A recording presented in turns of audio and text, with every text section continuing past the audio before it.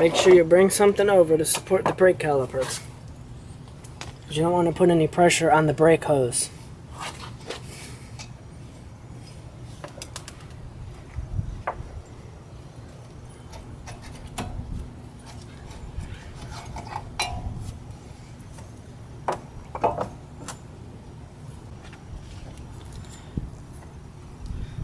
Then you just pop the pads out.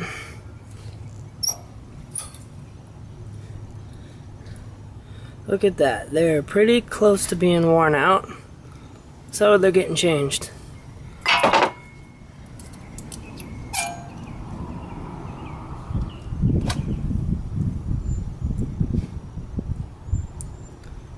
Rear one's a lot thicker, but still worn out. There's one of these here, and there's one here.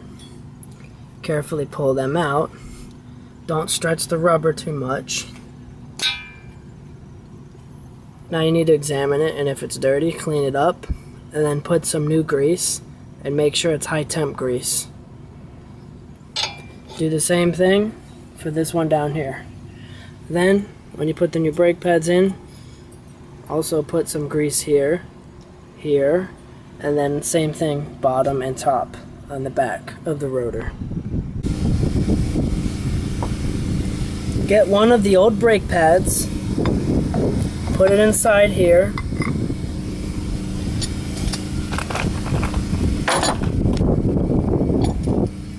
and you get your big clamp. Once you get the clamp installed, you have to tighten down on it to push the piston back in, so that way the new pads will fit properly.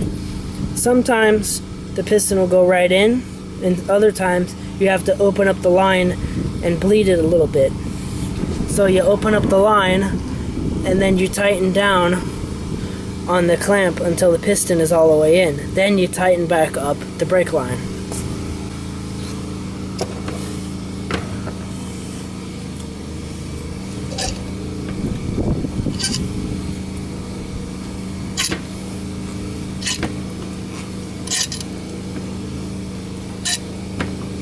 Looks like we got lucky here and the piston's going in with no problems.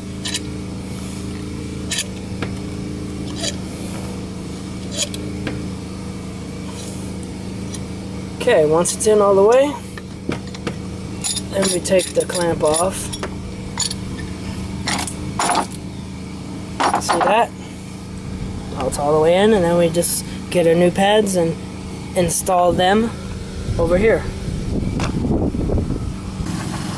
There's the new pads, and I got new caliper clips as well, and I got the brake grease on there.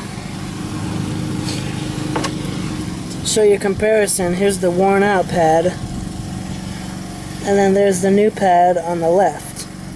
Look at that big difference. Well, it's pretty simple. Take the pad, make sure you get it on the right way.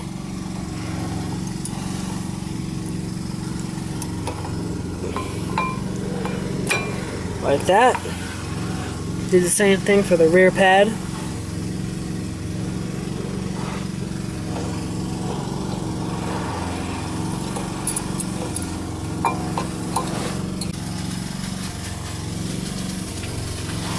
Get the brake caliper. Slide it on.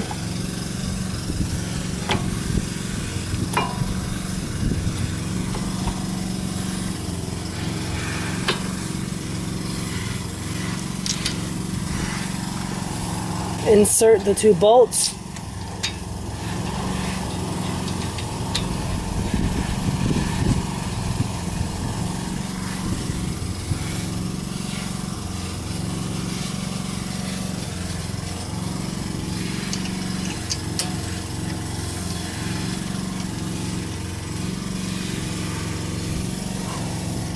Snug up the two bolts with your socket wrench, put the tire back on, and you're good to go. Then you do the same thing for all the other wheels. Thanks for watching. Don't forget to subscribe.